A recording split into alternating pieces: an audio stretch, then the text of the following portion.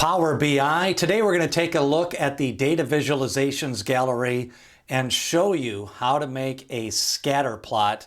Of course, scatter plots are very effective when you want to show relationships between numerical values, and also if you want to see patterns in large data sets. So the scatter plot, we're going to go in, create a scatter plot, add a trend line, change the title, and show you some of the use cases to see if a scatter plot should be part of your report. Let's go into Power BI. Back in Power BI, we're going to take a look at the scatter plot and how to create a scatter plot in Power BI. We do have a data set that I downloaded from profootballreference.com. We have 2022 football teams, American football teams, and we have some categories. And what we're trying to do is to determine if there's any relationship on the different numbers from the offense to the amount of wins the teams had. So the Kansas City Chiefs won 14 games, the Philadelphia Eagles won 14 games, the Dallas Cowboys won 12 games. We want to know if there's any correlations between points scored or turnovers or yards and winning football games. So it's not exactly causation, but is there a correlation? And what you can do is you can take a look at this with a scatter plot. And the scatter plot has changed a little bit in the last couple of years in Power BI. So we're going to show you where to put these data points. You do need a values, and then you also need an X and a Y. So let's go to Power BI and create a scatter plot. Back in Power BI, let's create a scatter plot. If you are in Power BI, open up the file. And from your data visualization gallery, you have different types of charts. You have a bar and column, you have a line and area charts. And in this area, we have the waterfall, the funnel, and the scatter chart. The scatter chart is what we are going to select and create inside this visualization to see if there's any correlation between wins and some of the offensive categories. So we are going to make this chart a little bit bigger. Inside the data points, we are looking, when you want to build this visual, the first thing we need is an x-axis. And the x-axis is what goes vertically. And then you also have the y-axis. So for the x-axis, we want the total points scored, which is PF in this data set. So points scored. Then we need to add a y-axis, and the y-axis is wins. We want to see if there's a correlation between wins and points scored. The values are going to come from the teams, the team names. So now we currently have a series of plots on a chart, and that is building the visual. Now we are going to start formatting the visual. And for the range of the x-axis, these dots are kind of getting blocked off. So the team with the highest amount of wins was 14. And the team with the most points scored right around 500 points. So what we're going to do, rather than have the maximum be auto, we're going to change this to 525. That gives it a little bit of a room in the chart for the x-axis.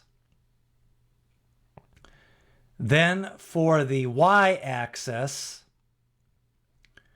we want the y-axis to be 16. Now we kind of get the dots more on the plot. Now the first thing you're going to notice is we want to see the markers. Currently they're in blue, and there's circles, so we'll change this to a square. And then for the y-axis, And we'll change this to a dark orange. So now those are the markers. Now we want to see the trend line. And when we add in the trend line, we can see that there's a correlation. Teams that score more points, this is the number of points scored, 500 points, tend to win more games. The lowest scoring teams have fewer wins, and the higher scoring teams have more wins. And what we can do is we can then, and you're going to say, well, we want to see who those teams are. So what we're going to do now we add in the category label, and we can actually put a team to those data points. So the Kansas City Chiefs scored 496 points. They had the most points in the NFLs, and they tied with 14 wins. The Philadelphia Eagles had 14 wins and 477 points. Now, those two teams met in the Super Bowl. So we do know that with this trend line going up, there is a correlation between points scored and team wins. Now, the only other thing that we would want to do is change the title, and we can just call this points scored versus wins NFL. So now we have a correlation between those two. Now, not every time that you go to make a scatter plot is there going to be a correlation. We do have the higher winning teams scored more points. The lower scoring teams had fewer wins. The Houston Texans only had 3 wins, and they had the fewest points scored, 289. We see there is a correlation between points scored and wins in the NFL. We are going to create a new page. We are going to build another scatter plot because we want to continue to do some research on wins and what correlates to wins in the NFL. So again, for the values, we're going to add the teams. The x-axis, we're going to add the turnovers. And the y-axis, we want to leave as the wins. So we want to see if there's a correlation between turnovers and winning. So the first thing we're going to do is we're going to add a trend line. And this trend line actually shows there is almost a negative correlation. Teams that have high amounts of turnovers do not have a lot of wins.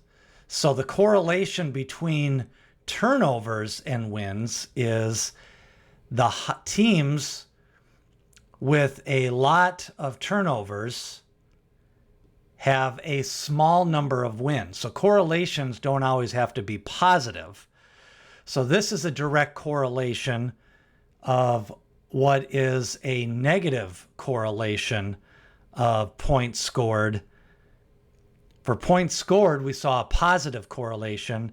For turnovers, we see a negative correlation. The more turnovers, the fewer wins, and the fewer turnovers tends to be teams that win a lot. So the next thing we're going to do is create another scatter plot. And this time around, we're going to build the scatter plot and see if what other correlations we can do. So the values, again, we're going to add the teams. For the y-axis, we are going to add the wins. And for the x-axis, we are going to add interceptions. We're going to see if there's a correlation between wins. Now this one looks like there is some data points a little bit everywhere. So again, the first thing you want to do is we are going to add in the category labels, see what teams there are, and we want to add in the trend line. Now this trend line goes a little bit down. We see teams with low amount of interceptions have low win totals, and the teams with high interception totals. So now we've got 6 interceptions, 9 wins. You've got 9 interceptions, 14 wins, but they're not really close to the line. In order for there to be a better correlation, you want to be closer to that line as it goes down. And you're seeing variations all over. Dallas is way off the line. The Bears are way off the line. Versus in this chart, a lot of the teams are clustered right to the line. So for turnovers, there's more of a direct correlation to fewer wins. And when you go back to the points scored, again, these teams, you want the dots to be as close to the line to match that trend line. So that is a look at how to make a scatter plot in 2023. From 2022, they have added some changes to the scatter plot, and now you have your building a visual icon and you have your formatting a visual icon, and all you need is a value, an x-axis, and a y-axis. Some of the ways you can use this in marketing is see if there's a correlation between website visits and orders, or if there is a correlation between ad spend and revenue if you're spending money on advertising. So those are some of the scatter plots you can do. Again, when you try to look at your data analysis, you want to answer business questions and then use the visualizations and the data you have to answer those business questions with Power BI.